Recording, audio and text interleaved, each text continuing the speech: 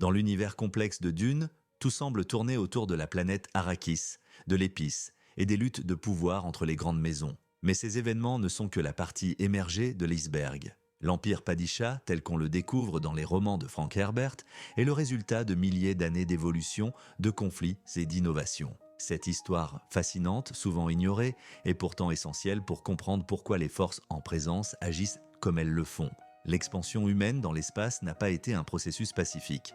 Alors que l'humanité s'est aventurée au-delà de la Terre, elle a dû faire face à des défis considérables. La conquête de nouvelles planètes, l'exploitation de ressources inconnues et les tensions entre colonies éloignées et gouvernements centraux. Ces premières étapes ont jeté les bases des conflits qui définiront les structures politiques de l'Empire. Une fois que l'humanité a maîtrisé le voyage interstellaire grâce aux moteurs de pliage, la galaxie s'est rapidement peuplée. Les colonies établies sur des planètes habitables ont commencé à prospérer, chacune développant sa propre culture et identité. Cependant, cette autonomie croissante a également engendré des tensions, surtout lorsque les intérêts des colonies ont commencé à entrer en conflit avec ceux de la Terre. Ces désaccords ont mené à une série de guerres coloniales qui ont non seulement redéfini les relations politiques, mais aussi mis en lumière l'importance des ressources interstellaires. Parallèlement, certaines familles puissantes ont commencé à émerger en tant que force dominante dans cet univers en expansion. Ces familles, dotées de richesses et de ressources immenses, ont jeté les bases des grandes maisons que nous connaissons dans Dune. Ces dynasties se sont peu à peu consolidées en contrôlant des planètes riches, des flottes spatiales et des armées privées. Les rivalités entre ces familles ont mené à la création d'institutions comme le Landsraad, conçues pour éviter une guerre totale tout en permettant un équilibre fragile des pouvoirs. Mais avant même que ces maisons ne se disputent le contrôle de la galaxie, une révolution technologique majeure a bouleversé l'humanité. L'apparition des machines pensantes, ces intelligences artificielles, initialement conçues pour faciliter la vie, ont rapidement pris le contrôle de nombreuses sphères de la société. La révolte contre ces machines, connue sous le nom de djihad butlerien, a marqué un tournant décisif. Cette guerre a mené à l'interdiction totale de toute technologie imitant l'esprit humain, forçant l'humanité à s'appuyer sur ses propres capacités pour gérer un empire galactique. Comprendre ces événements, c'est comprendre pourquoi l'univers de Dune est façonné comme il l'est. Chaque institution, chaque conflit et chaque alliance trouve son origine dans ces moments charnières. Aujourd'hui, nous allons plonger dans cette chronologie fascinante, en explorant 3 périodes clés: l'âge des explorations spatiales et des guerres coloniales, l'émergence des grandes maisons et du Landsraad, et enfin le djihad butlerien et ses conséquences. Préparez-vous à voyager à travers le temps pour découvrir les racines d'un univers qui continue de captiver des générations de lecteurs. Les débuts de l'humanité dans l'espace ont été marqués par une curiosité insatiable et un désir de conquête. Au XXIe siècle, les premiers pas ont été faits avec l'exploration du système solaire. Mais ce n'est qu'au XXIIIe siècle que l'humanité a véritablement franchi une étape décisive grâce à l'invention des moteurs de pliage, une technologie révolutionnaire qui a permis de parcourir des distances interstellaires en un instant. Cette avancée a ouvert la voie à une expansion galactique sans précédent. Des vaisseaux ont commencé à transporter des colons vers des mondes lointains, certains riches en ressources naturelles, d'autres nécessitant des efforts massifs de terraformation. Chaque planète colonisée représentait une opportunité, mais aussi un défi. Les colons ont dû s'adapter à des environnements hostiles, créant des sociétés uniques, souvent très différentes de celles de la Terre. Cependant, cette période d'expansion rapide a également engendré des tensions. Les colonies, éloignées de leur planète d'origine, se sont rapidement senties abandonnées ou exploitées. Cela a conduit à une série de conflits appelés les guerres coloniales.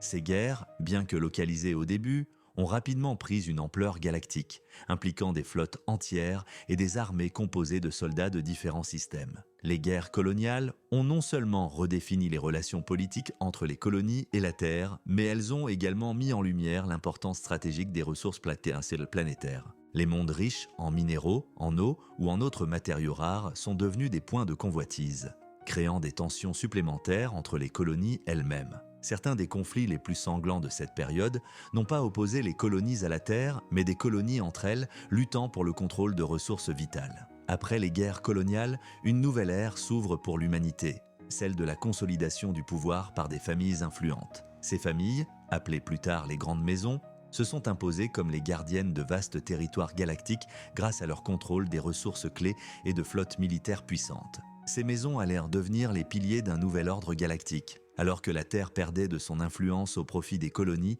des familles puissantes émergèrent. Ces lignées, se distinguèrent non seulement par leur richesse, mais aussi par leur capacité à exploiter les opportunités offertes par la galaxie en expansion. Les maisons Corino, Harkonnen et Atreides devinrent rapidement des forces majeures grâce à leur habileté politique et leur maîtrise des affaires économiques et militaires. Les maisons n'étaient pas uniquement des dynasties aristocratiques. Elles étaient aussi des entreprises géantes, contrôlant des industries stratégiques telles que l'extraction minière, le transport interstellaire et la production agricole. Chaque maison se spécialisait dans un domaine, consolidant ainsi son influence et ses alliances. Par exemple, la maison Corino, future famille impériale, était à l'origine une faction militaire. Leur expertise dans l'art de la guerre et leur contrôle sur des armées privées telles que les Sardaukar leur permirent de devenir une autorité incontournable. La maison Harkonnen, de son côté, prospérait grâce à une exploitation impitoyable des ressources naturelles, et leur cruauté légendaire assurait la discipline dans leur territoire. Quant aux Atreides,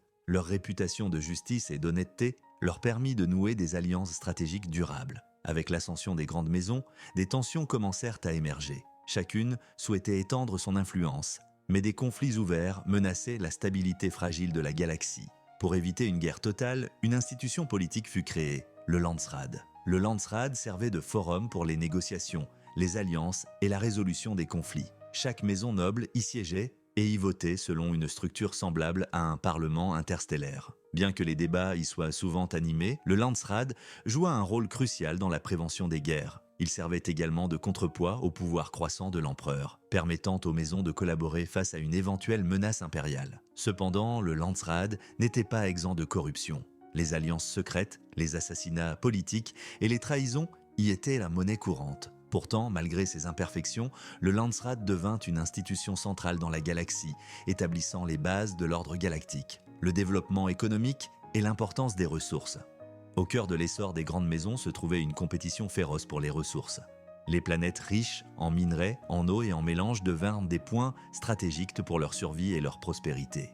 Le commerce interstellaire explosa, reliant des systèmes stellaires éloignés dans une vaste toile économique. La découverte du mélange, bien qu'encore limitée à certaines planètes avant la découverte d'Arrakis, joua un rôle déterminant. Cette substance rare, capable de prolonger la vie et d'améliorer les capacités mentales, devint rapidement un symbole de richesse et de pouvoir. Avant le djihad butlerien, les machines pensantes dominèrent la société humaine. Créées pour faciliter la vie et remplacer les fonctions intellectuelles humaines, ces intelligences artificielles se développèrent rapidement, prenant en charge des tâches toujours plus complexes. Des villes entières, des systèmes économiques et même des armées étaient contrôlés par des machines. Mais cette dépendance croissante eut des conséquences désastreuses. Les machines commencèrent à prendre des décisions autonomes, mettant en péril la liberté et la survie de l'humanité. Le tournant fut marqué par un événement tragique, la rébellion d'une machine majeure connue sous le nom d'Omnius, qui déclencha une guerre contre ses créateurs humains. La rébellion contre les machines, appelée djihad butlerien, fut menée par Serena Butler, une figure emblématique de l'histoire galactique. Sous son commandement, l'humanité se mobilisa pour reprendre le contrôle de son destin. La guerre dura près d'un siècle, causant des destructions massives sur de nombreuses planètes. Le djihad butlerien aboutit à la destruction des machines pensantes et à l'adoption de lois interdisant leur création. Cet événement transforma profondément la société humaine. Au lieu de s'appuyer sur la technologie, l'humanité développa des capacités alternatives, comme les mantas, des humains entraînés à effectuer des calculs complexes, et les navigateurs de la guilde, dépendant du mélange pour leur vision précognitive. Le djihad butlerien ne fut pas qu'une guerre contre les machines. Il marqua une rupture philosophique dans la manière dont l'humanité percevait la technologie. Les enseignements tirés de cette guerre furent inscrits dans les commandements religieux, stipulant qu'aucune machine ne devait imiter l'esprit humain. Cela poussa la société à valoriser l'ingéniosité humaine et à créer des institutions basées sur le potentiel humain comme les Bene Gesserit. Dans l'après-guerre, la maison Corino profita de son rôle central dans le conflit pour s'imposer comme force dirigeante. L'empire Padishah fut établi, consolidant le pouvoir des Corino et renforçant les institutions comme le Landsraad et la Guilde spatiale. Cette période devint l'âge d'or de l'Empire, mais aussi le terreau des tensions qui allaient éclater dans Dune.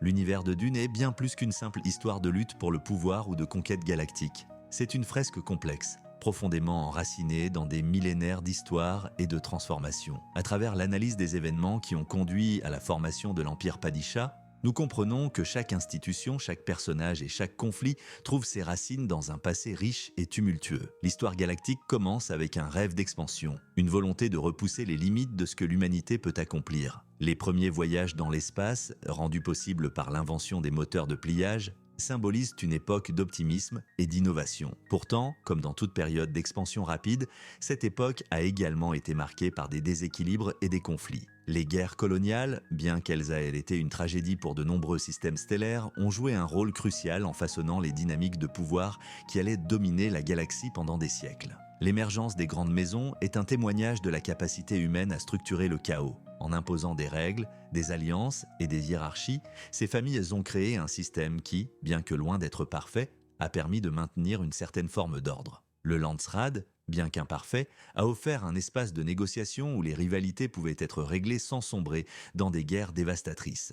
Cette institution symbolise la diplomatie interstellaire, mais aussi les jeux de pouvoir et les intrigues qui caractérisent si bien l'univers de Dune. Cependant, ce système n'aurait pas été possible sans le traumatisme du djihad butlerien. La guerre contre les machines pensantes a transformé à jamais la manière dont l'humanité perçoit la technologie et son rôle dans la société. En bannissant les intelligences artificielles et en valorisant le potentiel humain, le djihad a donné naissance à des institutions comme les Menta, la Guilde spatiale et les Bene Gesserit. Ces organisations ne sont pas seulement des remplaçants pour les machines détruites, elles incarnent également une philosophie, celle de la dépendance à l'intellect et à l'ingéniosité humaine. La création de l'Empire Padishah marque la fin de cette période d'instabilité. Sous la direction de la maison Corino, la galaxie entre dans une ère de relative paix. Mais cette paix est fragile, car elle repose sur un équilibre délicat entre les ambitions des grandes maisons, les besoins des institutions galactiques et la dépendance universelle à l'épice. Cet équilibre, comme nous le savons grâce aux événements de Dune, est destiné à être bouleversé. En retraçant cette histoire, nous comprenons que l'univers de Dune est construit sur des bases profondément humaines. Les ambitions, les rivalités, les alliances et les révoltes qui jalonnent cette chronologie ne sont pas différentes de celles que l'on trouve dans l'histoire de notre propre monde. C'est cette complexité, cette richesse et cette profondeur qui font de Dune un chef-d'œuvre intemporel. Alors que nous concluons cette exploration, il est fascinant de voir comment chaque décision, chaque bataille et chaque compromis a conduit à l'univers que nous découvrons dans Dune. L'épice, les vers de sable et les sables d'Arrakis ne sont pas seulement des éléments centraux de l'histoire, ils sont les symboles des luttes et des sacrifices de générations entières. En fin de compte, l'histoire galactique de Dune est un rappel de la résilience humaine, mais aussi des dangers de l'ambition sans limite. Elle nous invite à réfléchir non seulement sur l'avenir, mais aussi sur notre propre présent et sur la manière dont nos choix façonnent le monde que nous laisserons derrière nous. Si cette plongée dans l'histoire de l'Empire vous a fasciné, n'hésitez pas à partager vos réflexions dans les commentaires. Quelle partie de cette chronologie vous intrigue le plus? Et selon vous, quelles leçons pouvons-nous tirer de ces récits? Abonnez-vous pour continuer à explorer cet univers captivant dans nos prochaines vidéos.